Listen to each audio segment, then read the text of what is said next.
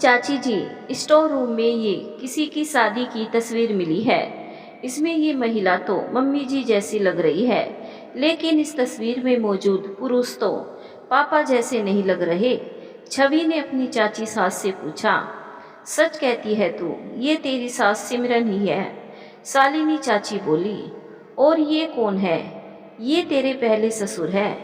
तो क्या मम्मी जी की दो शादियां हुई थी? ये तो मुझे तरुण ने कभी नहीं बताया। छवि बोली, ये बात तो तरुण को भी पता नहीं है, तो तुझे कैसे बताएगा? मुझे कुछ समझ नहीं आया चाची जी कि आप कहना क्या चाह रही हैं। वो ये कि तेरे ससुर सम्राट भाई साहब सिमरन के दूसरे पति हैं। ये बात तीनों बच्चों में से किसी को नहीं पता। शालिनी चाची बोली, लेकिन क्यों? छवि ने पूछा। क्योंकि सम्राट भाई साहब नहीं चाहते थे कि कोई बच्चों से ये कहे कि वो उनका दूसरा बाप है। आप पूरी कहानी बताइए ना चाची जी, बात को ऐसे गोल गोल मत घुमाइए। छवि बोली, तो क्या सम्राट भाई साहब और सिमरन दीदी की जिंदगी के बारे में जानना चाहती है?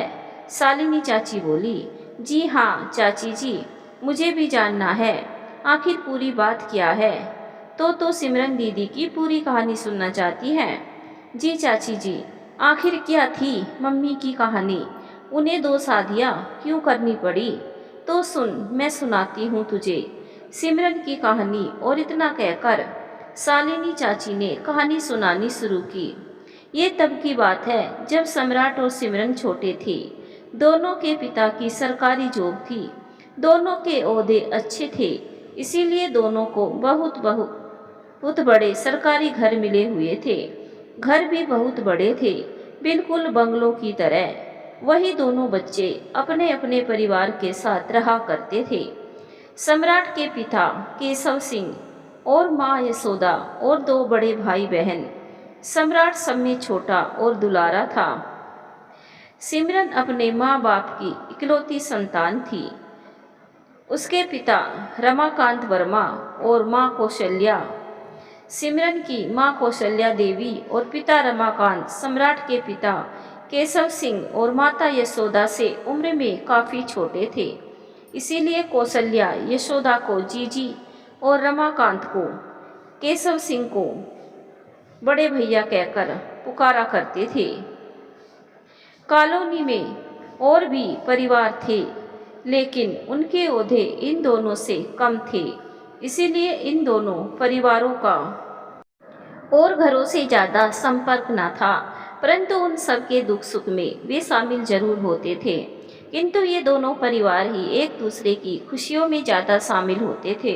इस तरह दोनों बच्चे सम्राट और सिमरन साथ स्कूल जाते और साथ साथ खेलते हुए बड़े हो रहे थे। सबकी जिंदगी ऐसे ही बीत रही थी। सम्राट और सिमरन के बीच भी दोस्ती और झगड़े चलते रहते थे। एक दिन तो ऐसा कुछ हुआ, सिमरन अपनी गुड़िया का ब्याह रचा रही थी। उसने मोहल्ले की और भी लड़कियों को शादी की दावत में बुलाया था। गुड़िया उसकी थी और दूल्हा किसी और लड़की का था। लड़कियों का खेल था, इसीलिए उसने सम्राट को लड़का समझकर अपनी गुड़िया के ब्याह में बुलाना उचित नहीं समझा। ब्याह कॉलोनी के बड़े से पीपल के पेड़ के नीचे बने चबूतरे पर हो रहा था। कौशल्या ने उस दिन सबके लिए बहुत सारे पकवान बनाए और शादी की व्यवस्थाएं उसी ने की थी। पत्तल सकोरे, शादी की साज सजावट, सबका इंतजाम उसने ही किया था। उसे भी अच्छा लग रहा था अपनी बेटी की गुड़िया का ब्याह देखकर, क्योंकि वो तो अनाथ थी। उसके नाज और नखरे उसके पति के सिवाय किसी और ने कभी नहीं उठाए थे, इसीलिए वो अपनी बेटी सिमरन के सभी नखरे उठाती थी। उस दिन रविवार था। सम्राट देर तक सोया रहा और फिर जब वो दोपहर के समय बाहर आया खेलने के लिए, तो उसने देखा और मन में सोचा, ये क्या हो रहा है? यहाँ तो गुड़िया का ब्याह रचाया जा रहा था, वो भी सिमरन की गुड़िया का, और उसने मुझे बुलाया ही नहीं, चुड़ैल कहीं की। और वो गुस्से में दनदनाते हुए सिमरन के पास पहुंचकर बोला, सिमरन, आज तेरी गुड़िया का ब्याह था और तूने मुझे बुलाया ही नहीं। ये सब लड़कियों के काम हैं, तुम लड़कों का भला यहाँ क्या काम? सिमरन बोली, मैं तो तेरा अच्छा दोस्त हूं ना, और देख तूने ये भगवान जी का काला धागा मेरे गले में बांधते हुए उस दिन कहा था ना कि मैं तेरा पक्का वाला दोस्त हूँ। हाँ कहा था, तो तू अब क्या कर लेगा? जा, नहीं बुलाया और ना कभी बुलाऊंगी। सिमरन भी तैस में आकर बोली, तेरी ये मजाल, तू मुझे नहीं बुलाएगी। और इतना कहकर सम्राट ने सिमरन की गुड़िया फेंक दी और सारा सामान भी बिखेर दिया। सिमरन भी कहाँ कम थी, उसने सम्राट की हथेली अपने मुंह में भर ली और इतनी जोर से दांत गड़ाए कि खून निकल आया। सम्राट दर्द से चीख उठा। उसकी चीख सुनकर सब बाहर भागे।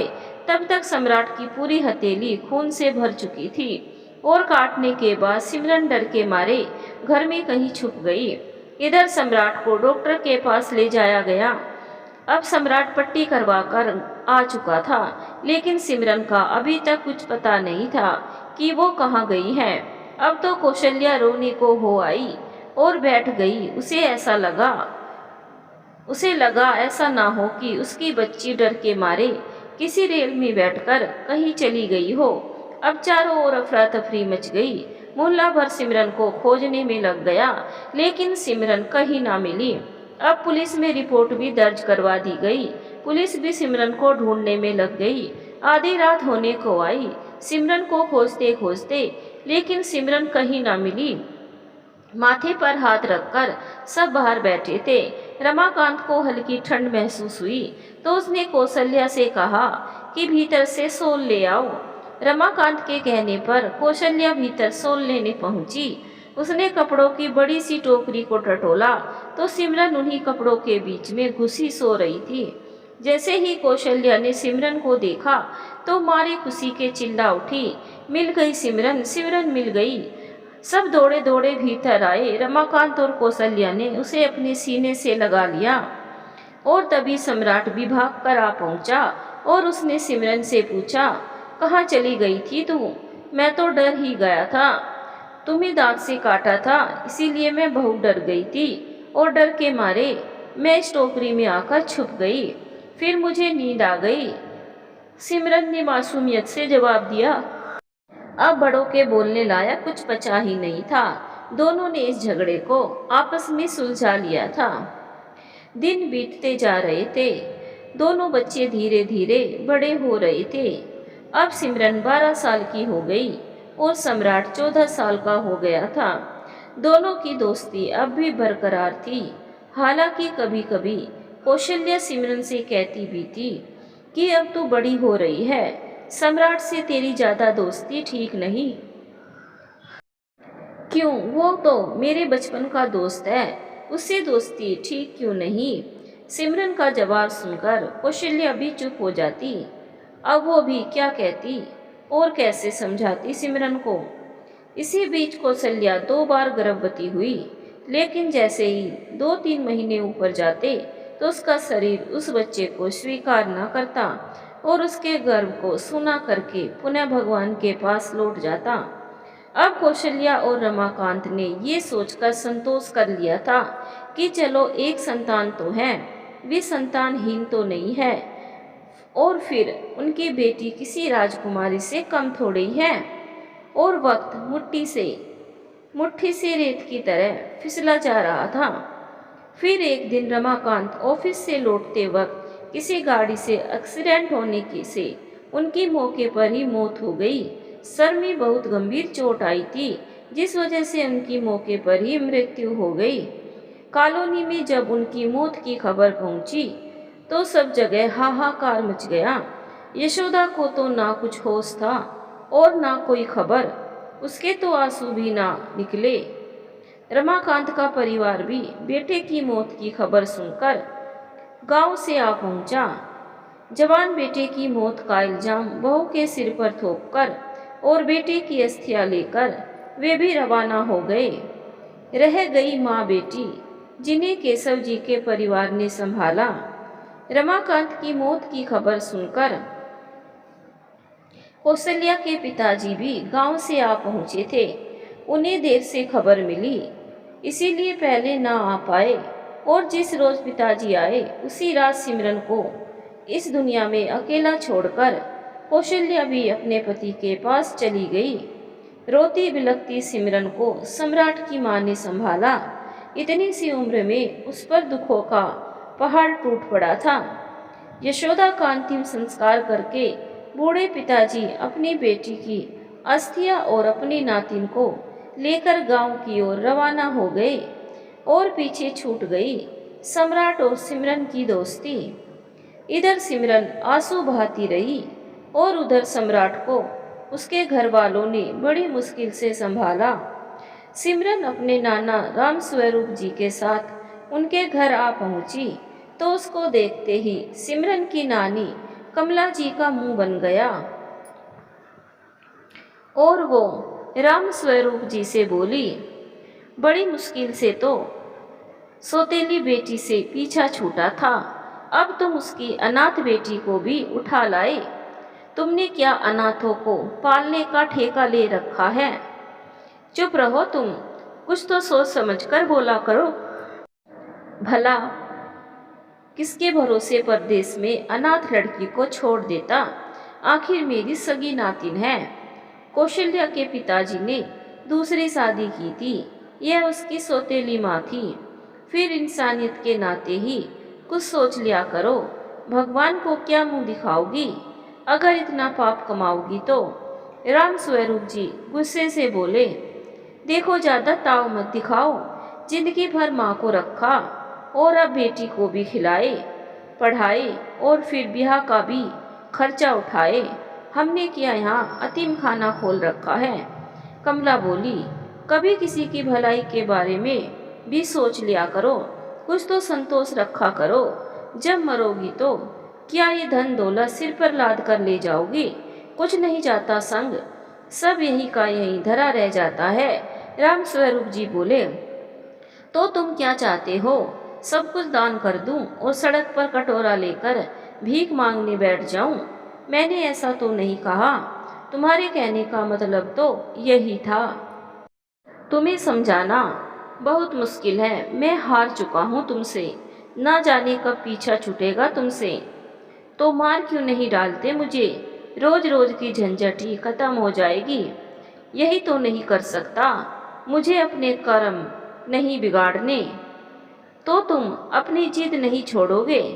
कभी नहीं, ये बच्ची मेरे घर में ही रहेगी, यह मेरी सगी नातिन है। तुमने कभी इसकी माँ को भी अपनी बेटी नहीं समझा, तो तुम भी मेरी बात कान खोलकर सुन लो। मैं इसे बना बना कर नहीं खिलाऊंगी। ठीक है तो मत खिलाओ, मैं इसे लेकर खेत वाली कोठरी पर पड़ा रहूँगा, मैं इसे बनाकर खिलाऊंगा। तुम्हें ऐसा कहते शर्म नहीं आती? जब मेरी तीनों बेटियां इस घर में रहती थी तो इसकी माँ उनका हिस्सा बांट लेती थी, अब ये मेरी पोती का हिस्सा बांटने आ गई। यहाँ कोई किसी का हिस्सा नहीं बांटता, सब अपने भाग्य का खाते हैं। तुम्हें जो दिखे सो करो। इतना कहकर कमला भीतर चली गई और राम स्वरूप जी सिमरन को लेकर खेत वाली कच्ची कोठरिया में रहने चले गए।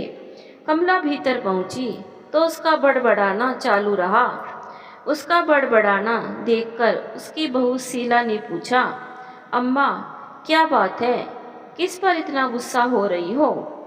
अब तू ही बता, सालों पहले सौतेली कौशल्या को मैंने इस घर में रहने दिया, वो तो मैं जैसे तैसे सह गई, लेकिन अब उसकी अनाथ बेटी को भी तेरे बाबूजी घर उठा लाए। अच्छा तो ये बात है? शीला बोली, हाँ यही बात है। अब तेरी दीपा शानी हो रही है, उसका ब्याह भी तो करना है, कब तक ऐसे ही अनाथों को पालते रहेंगे? मैंने कह दिया कि मैं कौशल्या की बेटी को यहाँ नहीं रखूंगी, तो मुंह फुलाकर खेत वाली कोठरिया में रहने चले गए उस लड़की के साथ। तब शीला कुछ सोच समझकर अपनी सास कमला से बोली, लेकिन अम्मा तुम ही बताओ, अगर बाबूजी उस बच्ची के साथ खेत वाली कोठरिया में रहेंगे तो चार लोग क्या कहेंगे? लोग तो तुम पर ही उंगली उठाएंगे, यही कहेंगे ना कि ना जाने कैसी घरनी है, अपना घर ना संभाल पाई। देखो तो बुढ़ापे में पति को अलग रहना पड़ रहा है, ना जाने बेचारे की क्या मजबूरी है। और फिर ये दुनिया मर्दों को तो कुछ नहीं कहती, सारा इल्ज़ाम वो औरत पर ही थोप देती है। फिर ये बात सुनने में ना तो तुम्हें अच्छी लगेगी और ना ही मुझे। बुढ़ापे में अच्छा नहीं लगता ये सब। उन्हें बुलवा लो अम्मा। पड़ी रहेगी वो लड़की घर के एक कोने में, इतना बड़ा घर तो है, उससे काम करवाएंगे ना, मुफ्त में थोड़े ही तोड़ने देंगे उसे रोटी। सही कहती हो बहुरिया, मेरी मोटी बुद्धि में तो ये बात घुसी ही नहीं। बेकार ही जाने दिया तेरे बाबूजी को। कोई बात नहीं अम्मा, ये आए जा रहे हैं बाहर से, तो इनको भेज देना बाबूजी को लाने, और कहलवा भेजना कि वो लड़की अब इस घर में रह सकती है। शीला बोली, हाँ यही सही रहेगा, रमेश को आ जाने दे, वो ले आएगा तुम्हारे बाबूजी को खेत वाली कोठरिया से। कमला बोली, लो अम्मा, अब हो गई न समस्या हल, तुम फालतू में परेशान हो रही थी। शीला बोली, हाँ बहुरिया, तुम सही कहती हो। कमला बोली, और फिर जब रमेश घर वापस लौटा तो कमला ने फौरन ही उसे राम स्वरूप जी को लाने भेज दिया। फिर राम स्वरूप जी सिमरन के साथ घर आ गए। कमला ने शीला को समझा दिया कि भला इसे बचा कुचा बासी खाना ही खाने को मिले, मिठाइयों अचार और घी की तो ये लड़की शकल भी ना देख पाए। जब ये सारा काम कर ले तो तभी इसे खाने को देना, महारानी नहीं है कहीं की। सास की सभी हिदायतों पर शीला ने हाँ की मुहर लगा दी, लेकिन वो सास को बताए हुए रास्ते पर ना चलती। उसे लगता कि जैसे उसके लिए उसकी बेटी दीपा है, वैसे ही ये भी हमारी बेटी है। बेचारी अनाथ है, किसी का क्या बिगाड़ सकती है भला। बिगड़ तो सब कुछ इसका गया है। लेकिन जब सास सामने होती तो वो उससे मजबूरी में काम करवा लेती, और सास के इधर उधर होते ही सारा काम खुद कर लेती। सास की नज़रों से बचाकर उसे छुप छुप कर बढ़िया बढ़िया चीज़ें खिलाती। सिमरन भी मामी को चाहने लगी थी। कमला से छुप छुपाकर शीला कभी कभी सिमरन के बालों में तेल लगाती, उसके बाल बनाती, उसके सिर पर ममता भरा हाथ फेर देती, लेकिन वो कमला के सामने कभी भी जाहिर ना होने देती कि वो सिमरन को चाहती है। सिमरन के रमेश मामा भी उसके लिए कपड़े ला देते, उसकी ज़रूरत का सामान ला देते। रमेश ने ये भी सोचा कि दीपा की तरह सिमरन भी फिर से स्कूल जाना शुरू कर दे, लेकिन कमला इस बात के लिए कतई राजी ना हुई। इसीलिए सिमरन 8वीं के बाद आगे पढ़ ही ना पाई। लेकिन वो अब सम्राट को तो जैसे भूल सी गई थी, और इधर सम्राट के मन में अभी भी सिमरन की यादें जिंदा थी। वो उसकी तस्वीर लेकर उसके सामने खड़े होकर घंटों बात करता। सिमरन के जाने के बाद उसने खेलना कूदना काफ़ी कम कर दिया था। जब उसकी माँ कहती या परिवार का कोई भी सदस्य उसे बाहर जाकर खेलने को कहता, तभी वो बाहर जाता था। ऐसा लगता था कि जैसे उसका बचपना सिमरन के साथ ही चला गया हो। उसे अपनी ज़िंदगी रूखी सी लगने लगी थी। बस वो जी रहा था, लेकिन पढ़ाई पर वो अब भी ध्यान दे रहा था, और पार्क में जाकर घंटों बेंच पर बैठकर सबको आता जाता देखता रहता। उसे अब भी आशा थी कि एक ना एक दिन सिमरन जरूर लौटेगी। समय यूं ही बीतता जा रहा था। दीपा ने अब 12वीं पास कर ली थी। अब वो 18 साल की हो चुकी थी। इसीलिए शीला को दीपा के ब्याह की फिक्र सताने लगी। इधर सिमरन दीपा से छोटी थी, वो अब 16वीं में लग चुकी थी। राम स्वरूप जी ने अब दीपा के लिए रिश्ता ढूंढना शुरू कर दिया, और उन्हें एक बहुत अच्छा रिश्ता मिल भी गया। राम स्वरूप और रमेश लड़के वालों के घर जाकर सब कुछ देख भी आए थे। उन्हें लड़का और परिवार दोनों जच गए। इधर सिमरन अभी भी अल्हड़ थी, छोटे बच्चों की तरह हरकतें करती।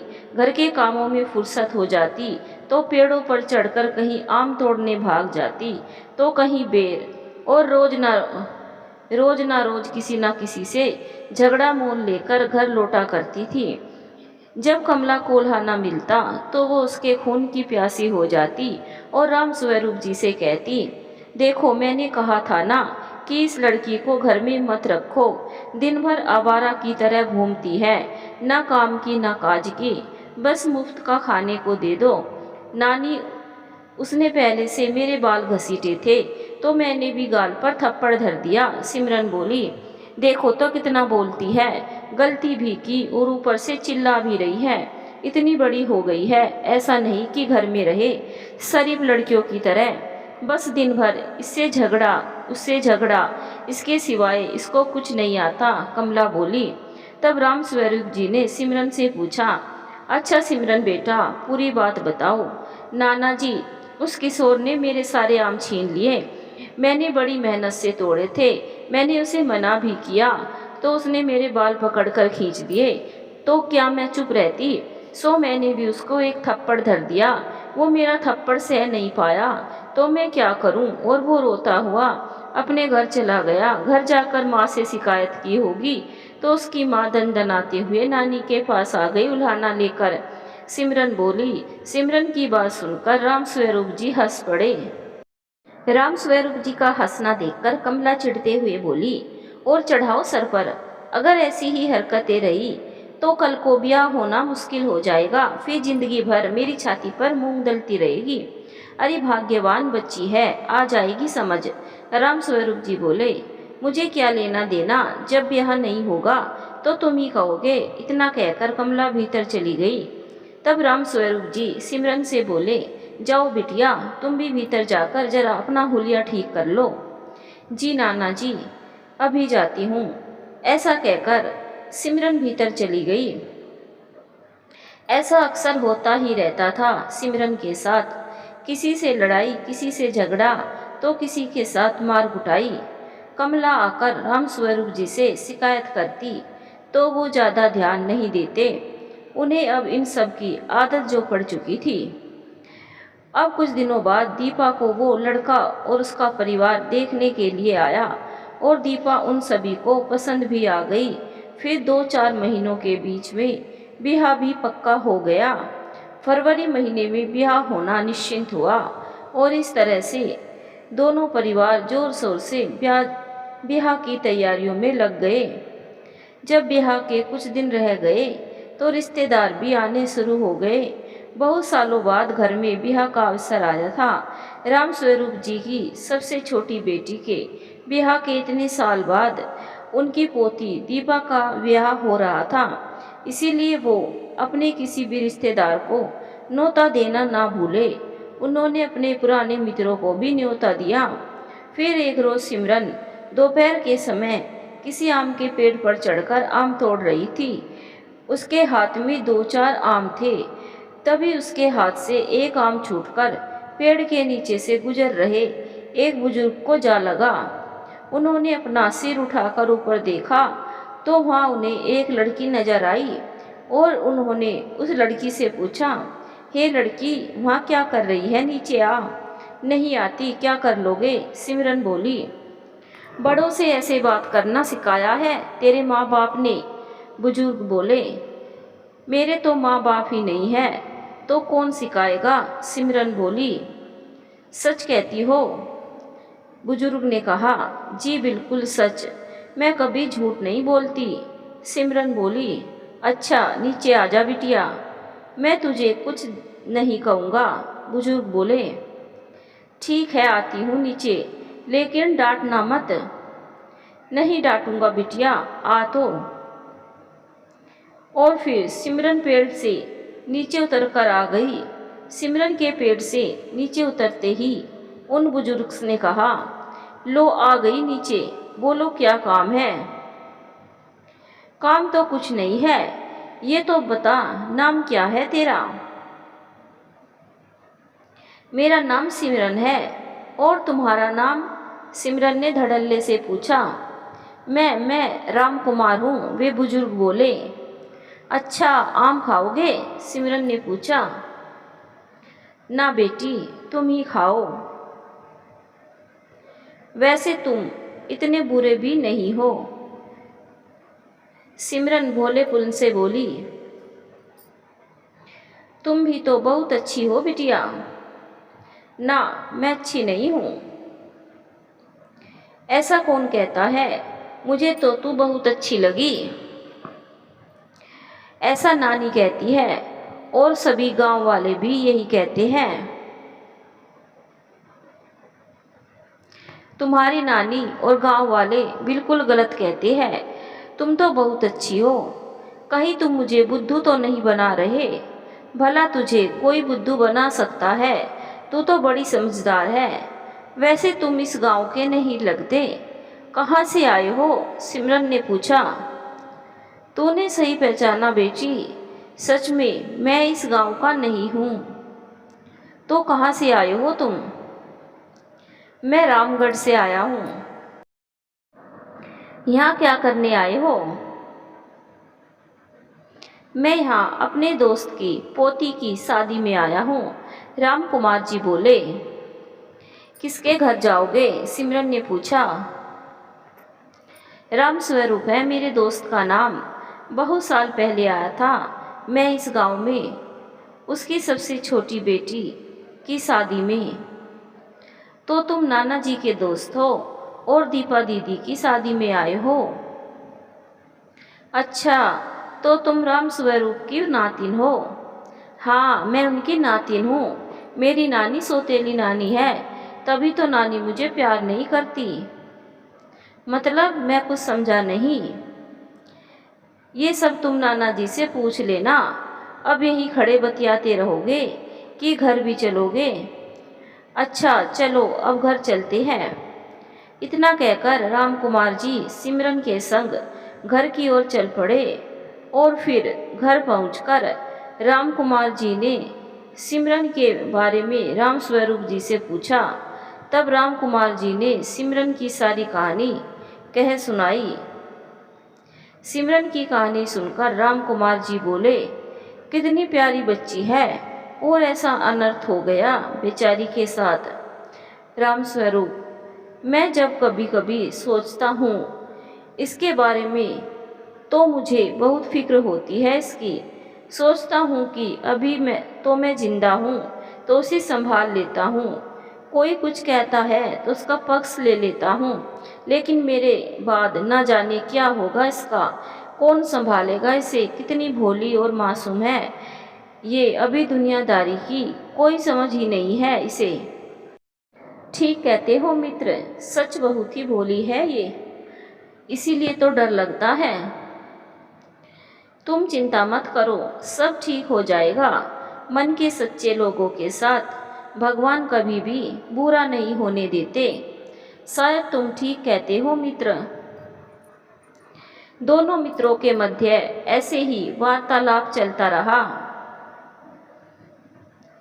रामकुमार जी भी ब्याह के कामों में राम स्वरूप जी का हाथ बटा रहे थे और उन्हें जब भी फुर्सत मिल जाती तो वे सिमरन से बात करना नहीं भूलते। उससे बात करते करते वे कभी कभी अपने आप को ही भूल जाते। उन्हें 2-3 दिनों में ही सिमरन से बहुत लगाव हो गया था। शादी वाले दिन शीला ने सिमरन को अपने हाथों से सजाया, कुछ गहने भी पहना दिए। नारंगी रंग के लहंगे में सिमरन का रूप कुंदन सा दमक उठा। उसे जो भी देखता तो देखता रह जाता। 16 साल की सिमरन अपनी उम्र से ज़्यादा ही बड़ी लग रही थी। रमेश भी अपनी सजी सवरी भांजी को देखता ही रह गया और शीला से बोला, लगता है अगले 1-8 सालों में हमारे घर एक और बारात आने वाली है। मैं भी यही चाहती हूँ कि हमारी सिमरन को अच्छा सा घर मिल जाए जहाँ वो राज करे और उसका दूल्हा उसे इतना चाहे कि वो अपने पुराने सारे दुख दर्द भूल जाए। शीला बोली, तुम्हारे मुंह में घी शक्कर। रमेश बोला, उस दिन सिमरन को भी जो भी देखता बस देखता ही रह जाता। राम स्वरूप जी को भी आज सरगम सियानी दिख रही थी। उन्होंने मन में सोचा कि कितनी प्यारी बच्ची है, बस थोड़ी अल्हड़ ही तो है, फिर भी लोग न जाने क्यों उसे पसंद नहीं करते। राम स्वरूप जी ने सिमरन को देखा तो बस देखते ही रह गए और उसके पास जाकर बोले, सिमरन बिटिया, आज तो तुम बहुत अच्छी लग रही हो। तब सिमरन बोली, हाँ, आज ना मुझे मामी ने तैयार किया है, लेकिन ये सब मुझे बिल्कुल भी नहीं भा रहा। ये गहने, ये लहंगा, ये चूड़ियाँ सब मुझे चुभ रहे हैं। देखो तो मैं ठीक से चल भी नहीं पा रही। कोई बात नहीं बिटिया, आज शादी है ना। देखो सभी ने नई पोशाकें पहन रखी है। बस थोड़ी देर की ही तो बात है। दीपा की बारात विदा हो जाए तो तुम फिर से अपना वही पुराना वेश धर लेना। राम कुमार जी बोले। ठीक है, लेकिन अब ये सब सहन नहीं हो रहा मुझसे। बस थोड़ी देर की ही तो बात है, सह लो बिटिया। हाँ ठीक है। और इतना कहकर सिमरन चली गई। वो पूरे ब्याह में यहाँ से वहाँ हिरनी की तरह कुलाचे भरती रही, कभी इधर से उधर तो कभी उधर से इधर। उसे देखकर कमला उसे टोकते हुए कहती है, तू घड़ी भर शांत होकर नहीं बैठ सकती। दीपा के ससुराल वाले तुझे देखकर ना जाने क्या सोचते होंगे। तो सोचने दो, मुझे क्या फर्क पड़ता है। सिमरन बोली। लेकिन हमें तो फर्क पड़ता है। अब क्या सबके सामने हमारी नाक कटाएगी। कमला बोली। और फिर कमला बोलती रही और सिमरन तो चिकना घड़ा थी। उसे क्या फर्क पड़ रहा था, वो तो अपनी ही धुन में मस्त थी। दीपा का ब्याह बहुत अच्छे से निपट गया, विदा भी हो गई और 1-2 दिन में धीरे धीरे सभी मेहमान भी जाने लगे। राम कुमार जी भी अपने गांव वापस जाने को तैयार हो गए और राम स्वरूप जी के पास आकर बोले, एक बात कहूँ मित्र। हाँ कहो मित्र। मुझसे कैसा संकोच। राम स्वरूप जी बोले, मैं अपने पोते अखिलेश के लिए तुम्हारी सिमरन का हाथ मांगता हूँ। राम स्वरूप जी ने ये सुना तो उन्हें कुछ अटपटा सा लगा और वो बोले, अभी वो 16 साल की ही तो है, ऊपर से अल्लड़ और मासूम। वो क्या समझ पाएगी शादी का मतलब। फिर तुम्हारा पोता सरकारी नौकरी में है, मेरी सिमरन से उम्र में बड़ा भी तो होगा, और क्या वो ये रिश्ता मंजूर करेगा। तुम बस हाँ कर दो मित्र, तो मैं सबको मना लूँगा। लेकिन सिमरन जैसी प्यारी बच्ची मेरे परिवार में ही बहू बनकर आनी चाहिए। लेकिन मैं पहले सबसे पूछ तो लूँ। मैं 2 दिन और रुक जाऊँगा यहाँ, तुम सबसे सलाह मशविरा कर लो। अब तो हाँ का जवाब लेकर ही यहाँ से जाऊँगा। राम स्वरूप जी ने घर में इस विषय पर सबसे बात की तो रमेश बोला, पर बाबूजी, वो तो अभी 18 की भी नहीं हुई, ऊपर से अल्हड़, कुछ भी तो नहीं जानती वो, सिवाय पेड़ों से आम और बेर तोड़े जाने के अलावा। शीला भी नहीं चाहती थी कि अभी सिमरन का ब्याह हो, लेकिन कमला को ये अच्छा मौका मिला था सिमरन को अपने घर से भगाने का, और वो बोली, घर बैठे बिठाए इतना अच्छा रिश्ता आया है, ऊपर से लड़का सरकारी नौकरी वाला है, उम्र में थोड़ा ही बड़ा होगा, ज़्यादा से ज़्यादा 24 या 25 का होगा, और तुम्हारी लाडली के पास ऐसी कौन सी डिग्रियां धरी है कि आसानी से उसका ब्याह हो जाएगा। घर के कामों में भी निपुण नहीं है वो, कल को कैसे करोगे उसका ब्याह। अगर ये रिश्ता ठुकरा दिया तो फिर कोई नहीं आएगा तुम्हारे द्वार रिश्ता मांगने। लड़की में केवल रूप ही रूप है, गुण नहीं। कमला की बात सुनकर राम स्वरूप जी सोच में पड़ गए कि आखिर क्या कहे, लेकिन कमला ने आखिरकार अंत में राम स्वरूप जी से ही हाँ करवा ही ली। ये खबर सुनकर राम कुमार जी फूले ना समाये और खुशी खुशी अपने घर की ओर रवाना हो गए खुशखबरी लेकर। और जब उनके पोते अखिलेश ने ये बात सुनी तो वो अड़ गया कि ब्याह ना करेगा। लड़की उम्र में छोटी और ऊपर से 8वीं तक पढ़ी है, आखिर वो सरकारी नौकरी में है, कम से कम ग्रेजुएट लड़की की कामना तो कर ही सकता है। और इधर राम कुमार भी अड़ गए। उन्होंने अन्न जल का त्याग कर दिया कि जब तक अखिलेश हाँ नहीं करेगा वो एक बूंद जल भी नहीं ग्रहण करेगा। उन्हें इसी तरह पूरा 1 दिन हो गया। पानी ना पीने से उनकी तबीयत बिगड़ने लगी। उनकी बिगड़ती हुई हालत देखकर अखिलेश को मजबूरी में हाँ करनी ही पड़ी। अखिलेश की हाँ सुनते ही राम कुमार जी के मन में खुशी की लहर दौड़ गई। शादी के लिए अखिलेश के हाँ करते ही पूरा परिवार सिमरन को देखने गया, लेकिन अखिलेश नहीं गया। वो सबसे बोला, दादाजी आपने जब सब कुछ तय कर ही लिया है तो लड़की देखने का क्या फ़ायदा। मेरी हाँ या ना से क्या फ़र्क पड़ने वाला है। उसे नापसंद करने से थोड़े ही मेरी शादी उससे टल जाएगी। पूरे परिवार ने जब लड़की को देखा तो वो सबको बहुत पसंद आई।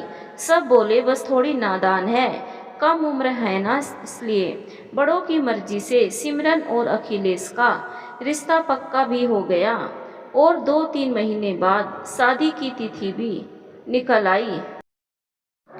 इस शादी से सबसे ज़्यादा कमला खुश थी और शीला सबसे उदास।